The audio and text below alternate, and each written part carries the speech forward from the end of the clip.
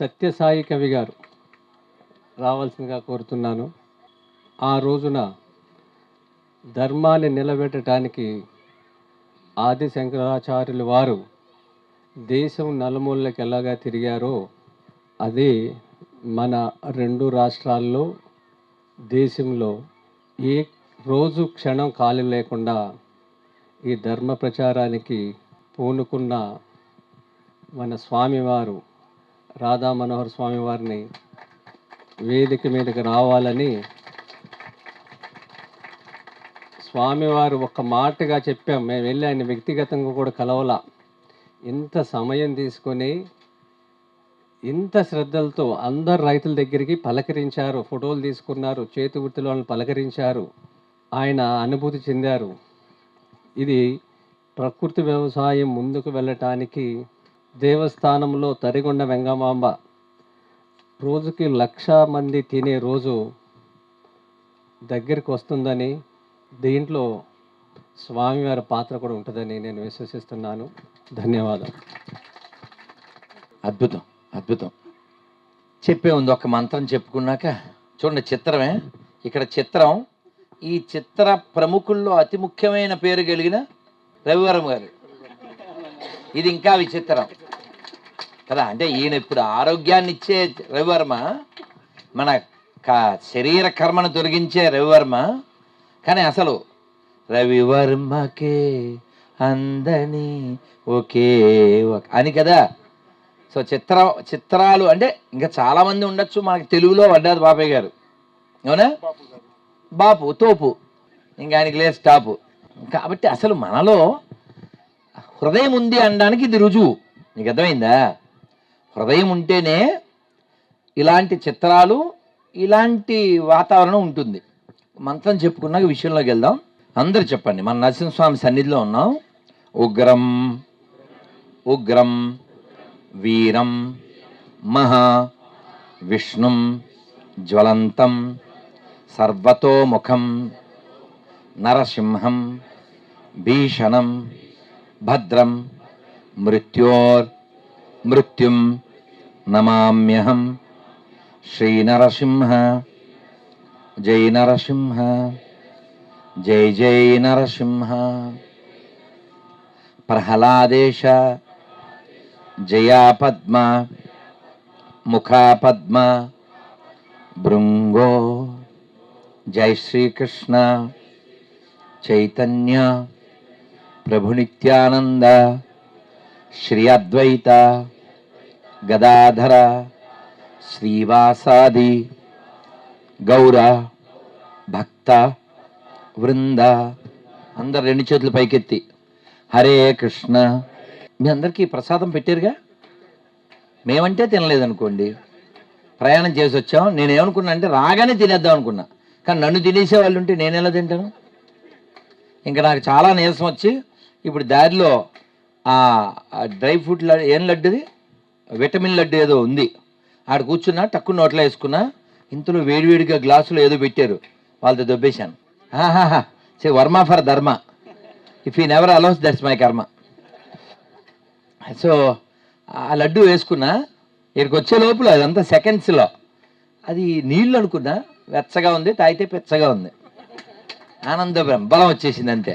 నిన్న సాయంత్రం ఈ టైంకి భోజనం చేశాను. 1 డే అయింది. ఒక laddu, I very good without food. మీరేమో పొద్దున్న ఒకటి మధ్యాహ్నం ఒకటి వేసి కూడా సౌండ్ లేకపోతే అసలు ఎలా ఉండాలి? సౌండ్ కాదు, రీసౌండ్ రావాలి. ఇలా మేపినందుకు, మిమ్మల్ని ఆపినందుకు ప్లీజ్. సహజమైన ప్రకృతి ఛాయ్ తాపినందుకు. తాపడం అంటే ఇంకా తెలంగాణ భాష. నానా హరే కృష్ణ. చూసారా, మన వాళ్ళకి ఫుడ్ పెట్టకపోయినా గడ్డి పెడితే చాలా సౌండ్ ఫుల్గా అవుతుంది. తప్పదు నానా. ఐఎమ్ వెరీ హ్యాపీ నాన్న. మంచోళ్ళు, మంచి మనిషికో మాట. రెండోది నేను చెప్పను ఏదో అనేసి.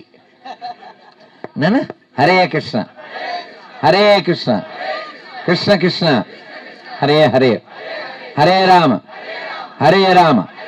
రామ రామ హరే హరే. శ్రీ ప్రహ్లాద లక్ష్మీ నరసింహదేవ భగవాన్ కి, సింహాది అప్పన్నకి, గోమాతాకి, తులసి మాతాకి, భూమాతాకి, భారత్ మాతాకి, గీతా మాతాకి, గంధరాజ్ భాగవతంకి. నమ పార్వతీపతయే. హర హర మహాదేవ. మీకు విషయం చెప్పి చాలా విషయాలు మాట్లాడుకోవచ్చు. విజయరామ గారు ఋషి, ఆయన ఉంటేనే మనకు ఖుషి. మనం అందరం శివాలయానికి వెళ్ళి ఉంటాం. సింహాచలంలో కూడా అలా మెట్లకి ఎడం పక్కన శివాలయం ఉంటుంది. అలాగే తిరుమలకి క్షేత్రపాలకుడు ఎవరు? శివుడే. శివుడికి ఎదురుగా ఎవరు ఉంటారు? నంది. నంది అంటే ఎద్దు. మీరు ఎవరైనా యాగంటి వెళ్ళారా అండి? చేయొద్దండి. వెళ్తే తిప్పునాన్న తిప్పడం. వెళ్ళకపోతే వెళ్ళండి. యాగంటి కర్నూలు జిల్లాలో ఉంది. అక్కడ గుహలో శ్రీ వీరబ్రహ్మేంద్ర స్వామి వారు తపస్సు చేశారు. ఇప్పటికీ ఆ గుహ ఉంది. వారు కాలజ్ఞానం రాశారు. అక్కడ బసవన్న ఉంటాడు. ఆయన చెప్పారు ఈ కలియుగం అంతం అయిపోతే ఆయన రంకేస్తాడని. యాగంటి బసవన్న లేచి రావయ్యా అన్నారు. అంటే కలియుగం అంతం అయిపోతే ఏమేమిటి కొన్ని లక్షణాలు చెప్పారు. అందులో ఈ బసవుడు అలా పెరుగుతూ ఉంటాడని మీరు వెళ్ళి చెక్ చేయొచ్చు. డాక్యుమెంటరీలు ఇంగ్లీషులో తెలుగులో ఉన్నాయి. 4 స్తంభాల మధ్యన ఆ బసవన్న ఉంటాడు. ఈ బసవన్న అలా పెరుగుతూ స్తంభాలకు ఆనుకుపోయాడు. ఇప్పుడు ఎలా? నిజం బసవన్న కాదుగా, రాయి కదా. రాతి బసవన్న పెరుగుతున్నాడు, నిజం బసవన్న తరగబడుతున్నాడు, తరిగిపోతున్నాడు. మీరు రాళ్ళని పూజిస్తారు అనేటువంటి లో క్లాస్ ఫెలోస్కి చెప్తున్నా, రాళ్లల్లో కూడా జీవం ఉంటుంది. మీరు రాళ్లల్లో దైవాన్ని చూడలేరు కాబట్టి మీరు జీవుల్లో కూడా దైవాన్ని చూడలేరు. కాబట్టి ఎడారి మతాలు ప్రపంచంలో హింసలో తోపులు, క్రైమ్లో తోపులు, ప్రపంచాన్ని విభజించడంలో తోపులు. మనకి తెలిసింది ఓన్లీ భజించడం లేదా ఆహారం భుజించడం. వాళ్ళకి తెలిసింది విభజించడం. కాబట్టి ప్రపంచానికి భజించేవాడి వలన లాభం ఉంది, భుజించేవాడి వలన నష్టం లేదు. కానీ విభజించేవాడి వలన కోట్ల జీవులు నశించిపోతున్నాయి, కోట్ల మంది మనుషులు హత్యగావింపబడ్డారు. దానికి ఉదాహరణ ఓ పాకిస్తాన్, ఓ బంగ్లాదేశ్, ఇప్పుడు బెంగాల్. మనం మారాలి. ఎవడో మారతాడు, ఎవడో వస్తాడు ఈ కబుర్లు చెప్పకండి. మనం మారాలి. మనం అంటే కేవలం ఆవుల అమ్మని చూసే జాతి, మట్టిలో భూమాతని, తులసి మొక్కలో తులసమ్మని, నీళ్లల్లో గంగమ్మని, డబ్బుల్లో లక్ష్మీదేవిని, పుస్తకాల్లో సరస్వతిని చూసే జాతి మారాలి. అప్పుడే ఈ మానవ జాతి నిలబడుతుంది. నీళ్ళని గంగమ్మ అనే మన జాతి నీళ్లు కొనుక్కు తాగే స్థితికి వెళ్ళిపోయాం. మనం ఏమి ఎదిగాం చెప్పండి? వాటర్ కొనుక్కుంటున్న మనం మాట్లాడడానికి ఎలా సరిపోతాం? మా చిన్నప్పుడు మేము నదుల్లో చెరువుల్లో నీళ్లు తాగేమన్న వాళ్ళు చేతను తిప్పనైనా తిప్పడా? ఎందుకంటే ఆ నీళ్ళల్లో తామరాకులు ఉండే, తామర పువ్వులు ఉండే. ఆ పువ్వులు కోసం అని మేము 2 అడుగులు లోపలికి వేస్తే మావయ్యలు రేయ్ వెళ్ళకండి అని లాగేవారు. ఎందుకంటే లోతు ఉంటుంది, పిల్లలం. అసలు ఇలాంటి అనుభూతులు ఎవరికైనా పిల్లలకి ఇప్పుడు ఉంటాయండి? అంటే అందులో అణువు తీసేస్తే మిగిలింది ఉంటుంది. You got it. ఎందుకంటే సెల్ ఇచ్చేస్తారు. 1 ఇయర్ కిడ్డు ఆడు తిండి తినాలంటే సెల్ ఇవ్వాలి సార్, లేకపోతే ఆడు తిండవు, ఆడు వెండవు. ఎవరు తయారు చేశారు వాడిని? ఇన్ని మాటలు ఎందుకు కానీ, మా ఇంట్లో టీవీ లేదు చేతన్నమ్మా తిప్పు నాన్న తిప్పడం. మీ ఇంట్లో లేదు టీవీ అందుకే మీకా టీవీ. అనురాధ మాట మీరు వినరాదా,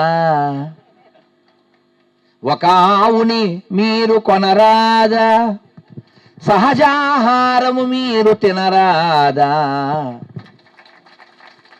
ఈ గాట్ ఇట్? అదైనా టీవీ చూసి చూసి ఆడు బుర్ర పాడైంది, తర్వాత టీవీ పాడైంది, తర్వాత ఆ బుర్ర బాగైంది, అందుకే టీవీని వదిలేసింది. ఇప్పుడు చెప్పాలి వహవా వహవా అని.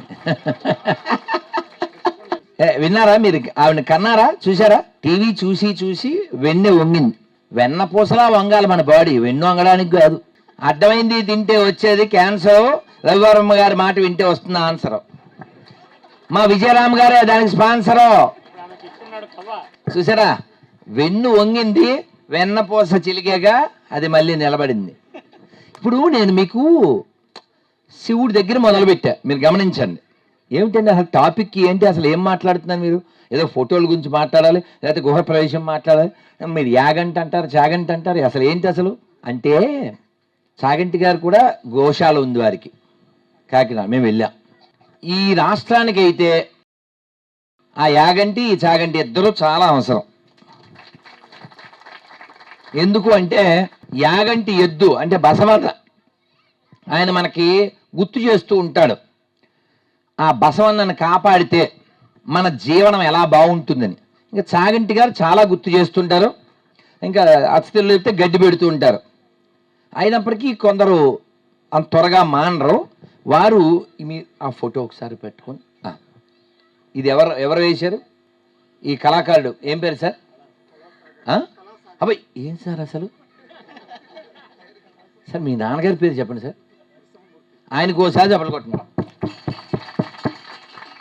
పుత్రోత్సాహము పుత్రుడు దించినప్పుడు గల్గదు జనులా పుత్రుని కనుగను పొగడంగా అని పద్యం కదా.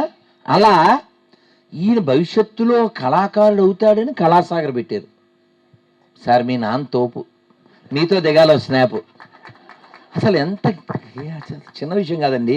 చాగంటి గారు ఒక సరదాగా చెప్తారు ఒక పద్యం, అది వాడి పేరు విద్యాధరుడు, వాడికి అక్షరం మొక్క రాదు. వాడి పేరు కమలాక్షుడు, అది పుట్టుగుడ్డి. అంటే అసలు పేరుకి వాడి జీవనానికి సంబంధమే ఉండదు. అలా కాకుండా మీరు సార్థక నామధేయులు సార్. అయితే విషయం ఏం చెప్పబోతుందంటే, ఈ పిక్చర్లో జనాల మధ్యలో ఆవు ఉంది. ఈ ఆవు మన మధ్యలో ఉన్నంతకాలం చావు చాలా దూరంగా ఉండేది. ఆవు చావుకు దగ్గరైంది, మనం హాస్పిటల్ దగ్గరయ్యాం. చెక్ చేసుకోండి కావాలితే. ప్రతి ఇంట్లో ఆవు ఉండేది, నాకు తెలుసు. ప్రతి ఇంట్లో ఎద్దు ఉండేది. సో గృహప్రవేశ విషయంలో చాగంటి గారు మాట చెప్పేసి మళ్ళీ మనం టాపిక్లోకి వెళ్దాం. ఆ ఒక్క కళాసాగర్ గారి ఆ ఒక్క చిత్రం గురించే రేపు పొద్దున్నాక మాట్లాడచ్చు, అంత ఉంది అందులో. ఆవుని గృహప్రవేశానికి తీసుకెళ్తే మంచిది. వీడు దేంతో కడతాడు ఇల్లు? మట్టితో కట్టడు, పోనీ నాపరాలు కూడా కట్టడు. ఏంటిది? Mosaic tiles. అది కూడా మేడ మీద. వీడు ఏం చేస్తాడు? ఈడు ఆవుని తీసుకుని ఆ మెట్ల మీద దాన్ని లాగుతాడు, ఆవుని మెట్ల మీద తీసుకెళ్ళి గృహప్రవేశం. దానికి ఏమో నరక ప్రవేశం. ఎందుకని? ఆ టైల్స్ జారిపోతాయి, ఆ కాళ్ళు ఇలా అటు ఇటు స్ప్రెడ్ అయిపోతాయి. అది చాలా ఇబ్బంది పడుతుంది. బాగా గుర్తుపెట్టుకోండి. చాలామంది మా దగ్గరికి వచ్చి స్వామిజీ బ్లెస్సింగ్ ప్లీజ్ బ్లెస్ అంటుంటారు. బ్లెస్సింగ్ అంటే ఏదో ఇలా అనడమో, లేకపోతే అక్షతలు తీసుకుని ఎలా వేయడమో అని అనుకుంటున్నారేమో. అది చాలా ఒక రాంగ్ కాన్సెప్షన్, అది అపోహ. బ్లెస్సింగ్ అంటే ఏంటో తెలుసా? మనని చూసి అబ్బా బంగారు తల్లి అనుకుంటారు వాళ్ళ మనస్సులో, బంగారు కొండ అనుకుంటారే, అది బ్లెస్సింగ్. అంతే. బ్లెస్సింగ్ అంటే అంతే. శాపం అంటే కిల్లే బాటిల్ వాటర్ తీసుకుని ఇలా అని కాదు.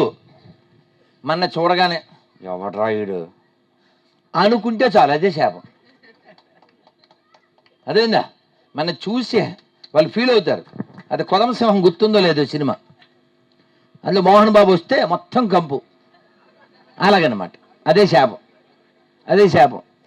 కాబట్టి మనం ఆవుని తీసుకెళ్ళిపోయి గోమాత ఆశీస్సులు కావాలనుకుంటే మేడల మీద మాత్రం మీరు అలా హింస పెట్టకండి. మీకు ఆవు మీద గౌరవం ఉంటే గోప్రవేశం కింద చేసుకుని దాన్ని పిలవండి. సరే, ఈ విషయం పక్కన పెడితే మన యాగంట్లో బసవన్న గురించి మాట్లాడాం. శివుడు ఎదురుగా బసవన్న ఎద్దు ఉంటుంది, నందీశ్వరుడు. మరి కృష్ణుడు వెనకాల ఎవరుంటారు? ఆవు.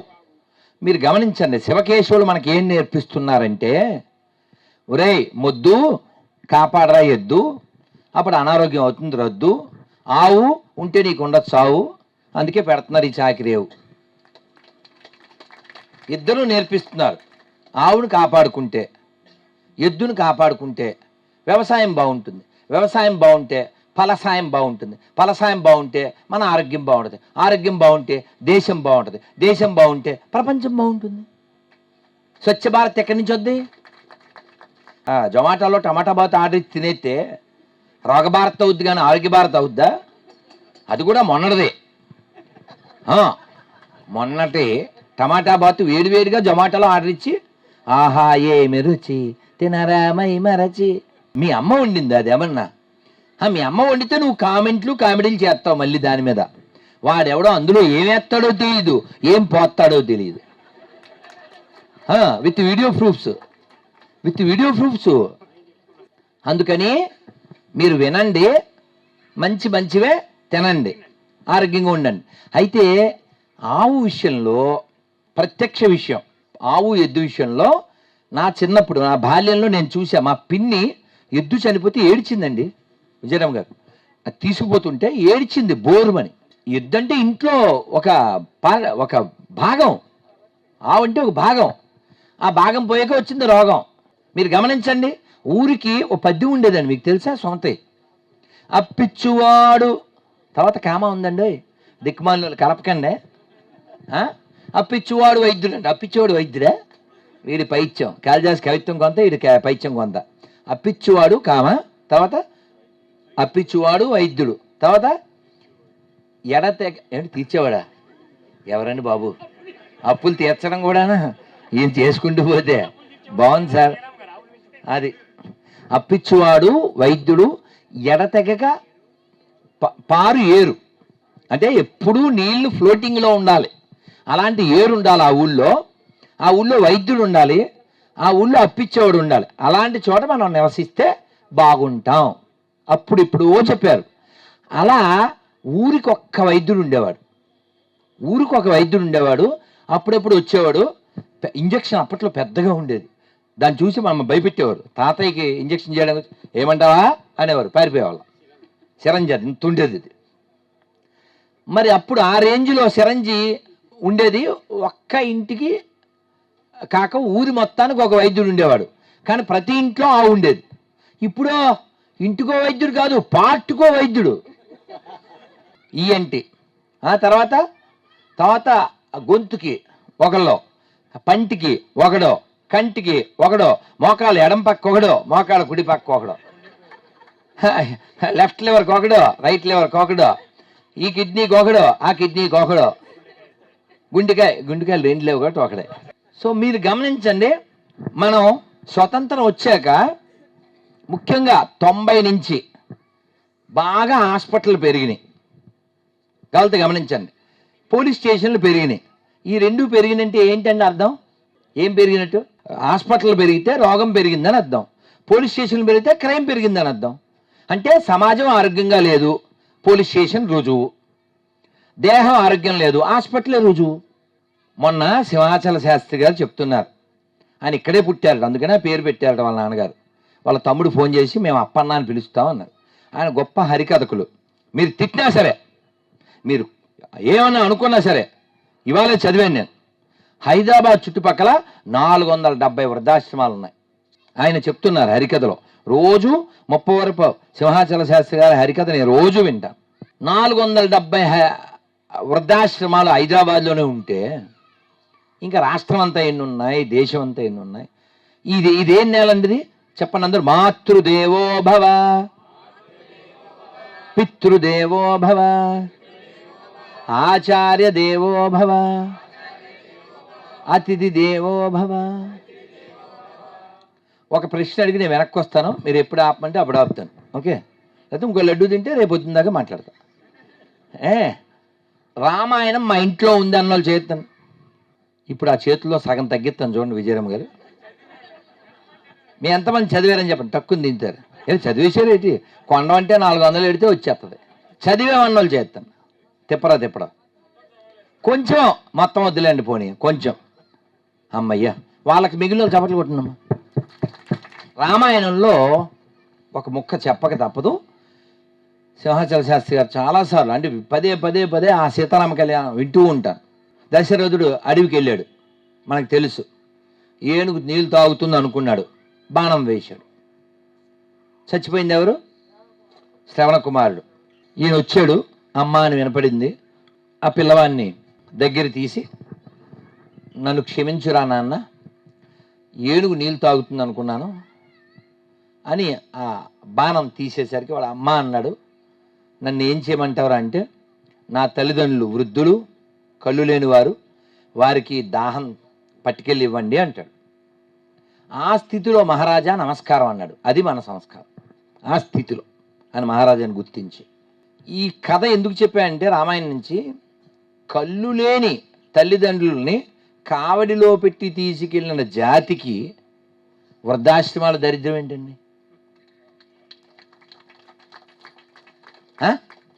పోనీ పాండగ మహత్యం సినిమా ఎంతమంది చూశారు చేతను?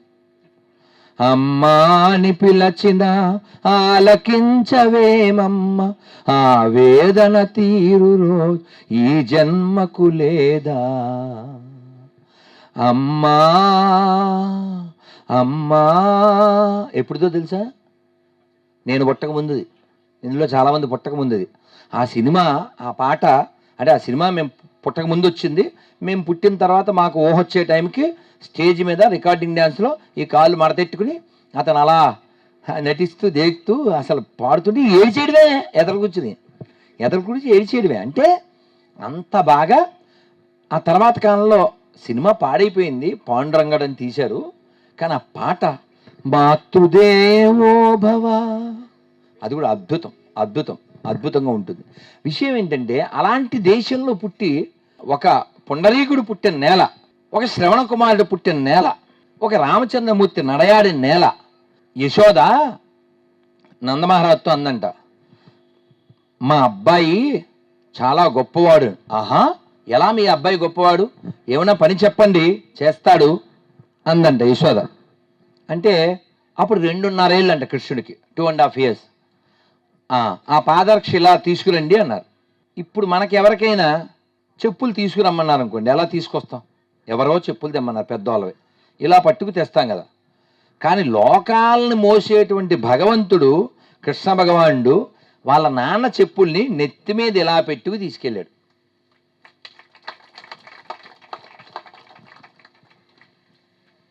మనకి రాముడి యొక్క పితృభక్తి తెలుసు.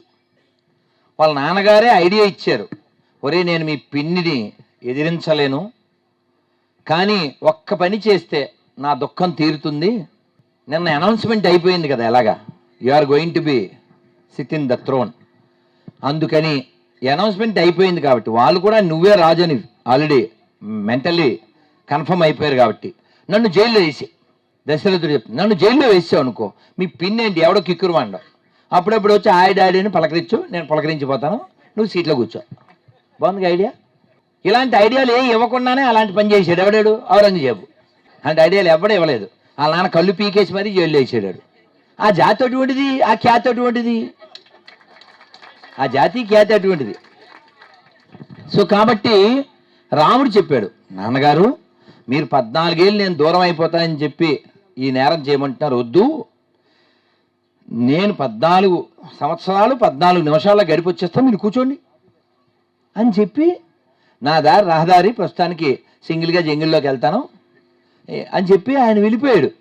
ఆ రాముడిని మనం ఇప్పటికీ తలుచుకుంటున్నాం, కొలుచుకుంటున్నాం. ఆయనకి అయోధ్యలో మన గుడి కట్టుకున్నాం, ప్రపంచంలో మన ఖ్యాతి చాటుకున్నాం. మన గుళ్ళు మనకు కాకుండా పోతే మన ఆవు మనకి ఎలా అవుతుంది చెప్పండి? దేవాలయం దేనికి కేంద్రం? దేవాలయ కేంద్రంగా బోల్డెన్ని పొలాలు ఉండేవి. ఆ పొలాల ఆలవాలంగా ఉండి గోవులు రక్షించబడేవి, పొలాలు రక్షించబడి ఆరోగ్యం బాగుండేది. కానీ దేవాలయాల భూములు ఎవరి చేతుల్లో లేదు.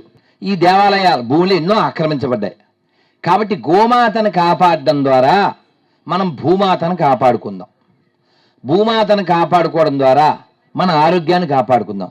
ఆరోగ్యాన్ని కాపాడుకోవడం ద్వారా మన కుటుంబం గట్టిగా ఉండి, మనం దృఢంగా ఉండి, వచ్చే తరాన్ని మనం నిలబెడితే ఇప్పుడు మనం వేసిన ఆ టెంట్కి, ఈ కార్యక్రమానికి అందము, ఒక ప్రయోజనం ఉంటుంది. ఎందుకంటే ఈ తాటాకుల పాక వేయడానికి 1 రోజు పైన పట్టిందా? నిప్పు పెట్టడానికి ఎంతసేపు పడుతుంది? తగలబెట్టడానికి ఎంతసేపు పడుతుంది? సెకండ్స్ కదండి. కాబట్టి మనం నిర్మించడంలో సిద్ధహస్తులం కావచ్చు, కానీ వాళ్ళు నాశనం చేయడంలో సిద్ధహస్తులు. కాబట్టి నేను ఇవన్నీ ఎందుకు మాట్లాడుతున్నాను? ఏదో ఆరోగ్యం లేకపోతేనేమో అక్కడ తాటి మంచం, లేకపోతే ఇక్కడేమో ఈ వరి కంకులు, దీని గురించి మాట్లాడి వెళ్ళిపోవచ్చు కదా. అంటే ఒక జాతి దృఢంగా లేకపోతే నీ దగ్గర ఎన్ని కళలున్నా, నీ దగ్గర ఎన్ని కాసులున్నా చివరికి కన్నీళ్ళే మిగులుతాయి. మనం ఇన్ని ఎందుకు చెప్పాయంటే కంక్లూషను, మనం 6 రకాలుగా బలంగా ఉండాలి. ఏమిటి 6 రకాలు? శారీరక, చెప్పండి పోనీ. శారీరక, మానసిక, ఆర్థిక, సామాజిక, ఆధ్యాత్మిక, రాజకీయ. ఇలా బలంగా ఉంటేనే ఈ జాతిని మనం కాపాడుకోగలం, ప్రపంచాన్ని కూడా మనం కాపాడగలం. సర్వే జన, ఈ నినాదం ఎవరిస్తారు? మనం మాత్రమే ఇస్తాం. మీరు ఎవరైనా యోగి వేమన సినిమా చూడండి, అందులో పాట ఉంటుంది, అద్భుతంగా ఉంటుంది. ఏం చెప్తారంటే, మనం అందరం ఈ తినే వాళ్ళల్లో జంతువులు తినే వాళ్ళు ఉంటారు. ఈ జంతువుని ఎందుకు తింటున్నామంటే సరదా, అంతే. అదేమి రిక్వైర్మెంట్ ఏం కాదు. అది నేను ఒక్క చిన్న లడ్డూ తిని ఇంత మాట్లాడుతున్నాను కదా. నేను 3 సార్లు తిన్నా, ఒక్క భోజనమే చేస్తా. ఆ ఒక్క భోజనం ఇంకా నాకు ప్రాప్తం ఉందో లేదో తెలియదు. మరి మనం 3 సార్లు ఎందుకు తినాలి? ఒకవేళ తింటే జంతువులను ఎందుకు తినాలి? మా చిన్నప్పుడు సినిమా వచ్చింది, సినిమా పేరు మాకు స్వాతంత్రం కావాలి. Documentary movie. జంతువులన్నీ అడుగుతాయి, మనకున్న హక్కే భూమి మీద అన్ని జీవులకి ఉంది, అన్ని ప్రాణులకి ఉంది. చాలా బాధగా ఉంటుంది. లైవ్లో ఆక్టోపస్ని తీసుకొచ్చి వాడు మూగుడిలో వేసేస్తాడు, అది ఎగరకుండా పైన మూత పెట్టేస్తాడు. కడుపులో ఉన్నటువంటి ఆవు పిండాన్ని వండుకు తినేస్తాడు. ఇంత క్రూరత్వం ఎందుకు పెరుగుతుంది? దయ లేకపోవడం వల్లే కదా. దయ ఎందుకు లేదు? జ్ఞానం లేకపోవడం వల్లే కదా. అందుకని ఈ జ్ఞానాన్ని పంచవలసిన బాధ్యత ఎవరిదే? అంటే వాళ్ళకి పంచాలని మన దగ్గర ఉండాలిగా.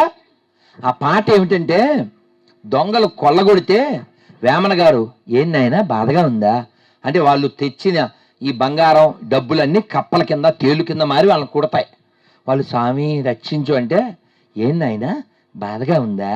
మరి వాళ్ళ పాటికి వాళ్ళు పెళ్ళికి వెళ్తున్న ఆ తల్లుల్ని, పిల్లల్ని మీరు ఇబ్బంది పెట్టారే అని పాట. అద్భుతం. జీవహింస మానండి. ఈ పాట పాడే ముందు ఒకటి చెప్తాను, నాకు చెప్పకుండా ఉండలేక చెప్తున్నా. నాలాంటి వాడిని ఎవడన్నా జనవరి 1 పిలుస్తాడా? కొరువుతో తలగొక్కోవడం కాకపోతే వాళ్ళకి తెలవక పిలిచారు. నేను మంచివాడిని కాదు కదా, తప్పక ఉన్నాను. మైక్ ఇచ్చిన తర్వాత వాళ్ళని వేసుకున్నాను. అది బుద్ధి ఉందా? అర్ధరాత్రి గుళ్ళు తీయడం, అర్ధరాత్రి కేకలు, అవి కేకులు. అసలు మేకులు కొట్టుకున్న వాళ్ళు కేకలు కేకులు వేయకుండా గమ్మున ఉన్నారు. మీకెందుకు ఇవి అని గడ్డి పెడితే మీరు ఒక్క క్షణం దీన్ని ఎంజాయ్ చేయండి. రాధామనోహర్ దాస్ గారు, వారికి టైం అవడం వల్ల మీకు అంతరాయం కలిగించాం. ఇప్పుడు 3 చిత్రకారులు వెంటనే వెళ్ళాలి. అల్లు రాంబాబు గారు విజయవాడ నుంచి వచ్చారు, వారు వేదికపైకి రావాలి. ఇది మీ తప్పు, నిర్వాహకులకు ఉండాలి. నేను వాళ్ళు ఏమయ్యారంటే, నేను కనపడగానే నా మీద లైక్ అంటే వెంటనే ఇచ్చేది మైక్. సో మనకి ఎప్పుడో చెప్పారు, ఆవు నడిచే హాస్పిటల్, ఆవు ఉంటే ఆరోగ్యం ఉంటుంది. చూశారు కదా, ఆవులో ఏమేసారు? చిరంజీ మాత్రలో ఈ ఆరోగ్య ప్లస్ సింబల్. ఆవు ఉంటే, ఆవు మన దగ్గర మన విజయరామ్ గారే స్పాన్సర్. అందుకని ఆవును పెంచండి, ఆవుని చంపే వాళ్ళ దగ్గర ఏం కొనకండి, ఏం తినకండి. ఇప్పుడు అల్లు రాంబాబు గారికి సత్కారము, ప్రశంసాపత్రం బహుకరణ.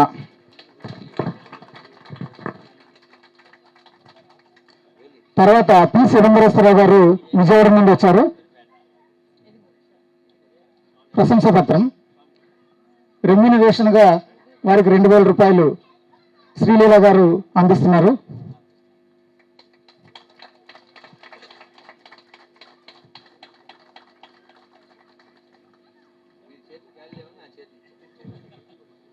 థ్యాంక్ యూ అల్లు రాంబాబు గారు.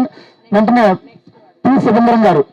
నేను చాలాసార్లు సభల్లో చెప్పా, మళ్ళీ చెబుతున్నా, ఎవరైనా మనం ఎవరినైనా ఇష్టపడితే శాలు అలవి కప్పకండి. అది ఎందుకు అక్కరకు రాదు. ఎవరికి దానం చేయలేం, దాంతో స్నానం చేయలేం.